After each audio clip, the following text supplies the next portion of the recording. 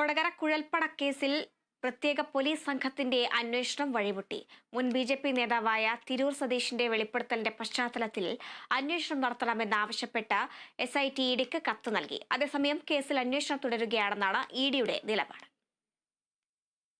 പാലക്കാട് ഉപതെരഞ്ഞെടുപ്പ് പ്രഖ്യാപനത്തിന് തൊട്ടുപിന്നാലെ മുൻ ബി.ജെ.പി. നേതാവ് കൂടിയായ തിരൂർ സതീശന്റെ വെളിപ്പെടുത്തലോടുകൂടിയാണ് കൊടകര കുഴൽപ്പണക്കേസ് വീണ്ടും ചർച്ചയാവുന്നത്. തെരഞ്ഞെടുപ്പ് വേളയിൽ സതീശൻ പൊട്ടിച്ച കുഴൽപ്പണ ബോംബിൽ ബി.ജെ.പി. നേതൃത്വം തന്നെ വെട്ടിലായിരുന്നു.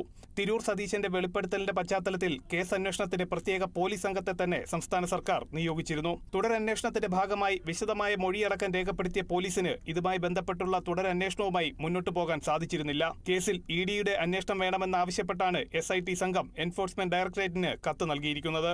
സാമ്പത്തിക വിഷയമായതിനാൽ അന്വേഷിക്കേണ്ടത് ഇഡിയാണെന്നും കത്തിൽ ചൂണ്ടിക്കാട്ടുന്നു. ചാക്കുകെട്ടിൽ ബി.ജെ.പിക്ക് തെരഞ്ഞെടുപ്പ് ഫണ്ട് വന്നതായി സൂചിപ്പിക്കുന്ന കത്തിൽ ഇത് സാധൂകരിക്കുന്ന മൊഴിയുണ്ടെന്നും വ്യക്തമാക്കുന്നു.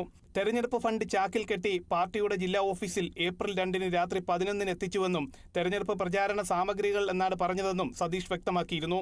അന്നത്തെ ബി.ജെ.പി. തൃശൂർ ജില്ലാ പ്രസിഡന്റായിരുന്ന അഡ്വക്കേറ്റ് KK അനീഷ് കുമാറിന്റെ അറിവോടെയാണ് 9 കോടി രൂപ എത്തിച്ചതെന്നും സതീശന്റെ മൊഴിയിൽ ചൂണ്ടിക്കാട്ടുന്നു. Kerala vision news, Kochi.